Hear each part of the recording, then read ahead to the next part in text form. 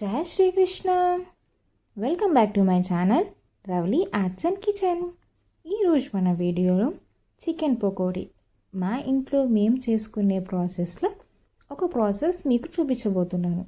ఈ రెసిపీని మన సబ్స్క్రైబర్స్ అడిగారు, సో తన కోసం ఈ వీడియో. ఒక దాకలో బోన్లెస్ చికెన్ని క్లీన్ చేసి తీసుకోవాలి. రుచికి సరిపడా ఉప్పు, కారం, పసుపు, అలాగే ఇంట్లో ప్రిపేర్ చేసిన హోమ్మేడ్ మసాలా. ఈ మసాలా పౌడర్ని ఎలా ప్రిపేర్ చేసుకోవాలో కింద డిస్క్రిప్షన్లో లింక్ ఇస్తాను, ఒకసారి చెక్ చేయండి. అల్లం వెల్లుల్లి పేస్ట్ వేసి ముక్కలకి బాగా పట్టేలాగా కలిపి ఉడికించుకోవాలి. ఈ చికెన్ ఉడికేలోపు మనం ఒక చిన్న పొడుపు కథ చూద్దాం. ఈ పొడుపు కథకి ఆన్సర్ తెలిస్తే వీడియోని స్టాప్ చేసి కామెంట్ సెక్షన్లో కామెంట్ చేయండి. ఆన్సర్ ఈ వీడియోలోనే చెప్తాను, వీడియో చివరి వరకు చూడండి. ఇలాగా ఉడికించి చల్లారనివ్వాలి చికెన్ని.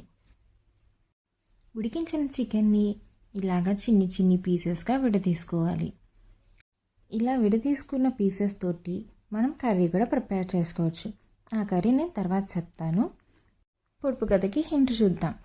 వర్షాలు పడాలి అంటే అవి కంపల్సరీ ఉండాల్సిందే. ఉల్లిపాయల్ని సన్నగా కట్ చేసి వేసుకోవాలి. పచ్చిమిర్చి ముక్కలు, కరివేపాకు, కొత్తిమీర, రుచికి సరిపడా ఉప్పు, కొంచెం బేకింగ్ సోడా, పసుపు, అలాగే కొంచెం కారం. కారం ఎక్కువ తినేవాళ్ళు కొంచెం ఎక్కువ వేసుకోవచ్చు స్పైసీగా ఉండడానికి. శనగపిండి క్వాంటిటీ అనేది ఏం లేదు. ఇది కలుపుకోవడానికి మనకి ఎంత అవసరం అవుతుందో అంత వేసుకోవచ్చు.